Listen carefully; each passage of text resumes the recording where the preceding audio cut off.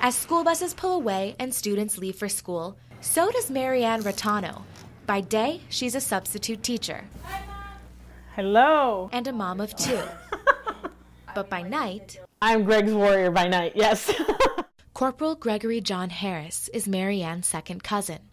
He was taken as a prisoner of war in Vietnam in 1966 and has been missing since.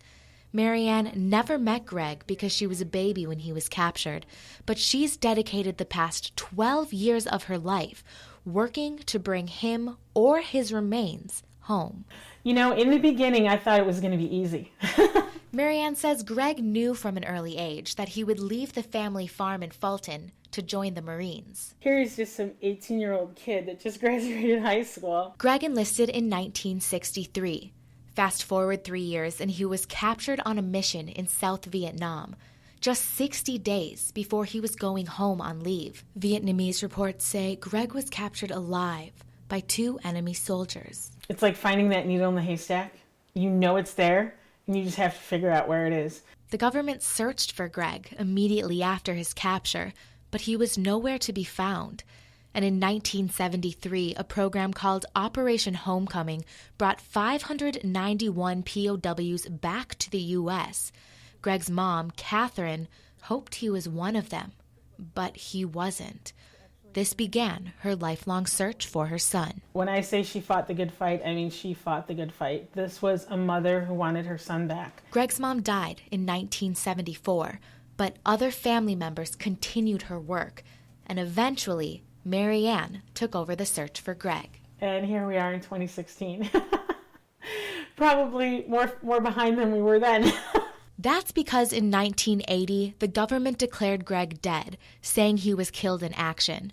Soon after that, the government told Greg's family his remains were unrecoverable.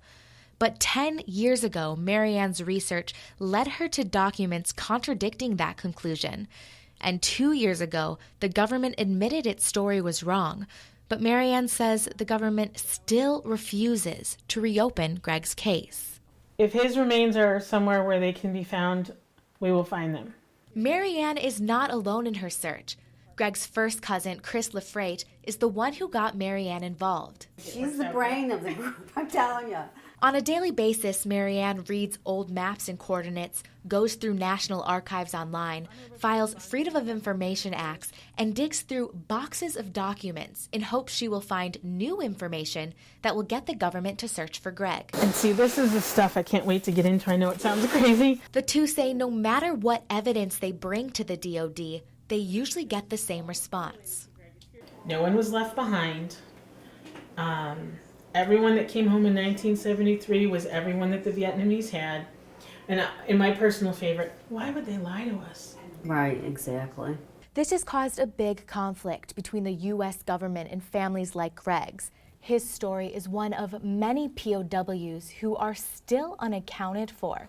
The DOD's website shows that over 1,600 Vietnam War soldiers are still unaccounted for, and New York State is home to over 100 of those men. He needs to be buried in the soil that he gave his life for.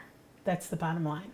Marianne says at times she's thought about giving up, but then she feels guilty. When you sit and think you are the only person on the planet that's capable of doing something, how can you quit knowing that? I mean, I know it sounds crazy that your goal in life is to see a flag-draped coffin, come down the ramp at your local airport, but that's the goal. I'm Kristen Powers, NCC News.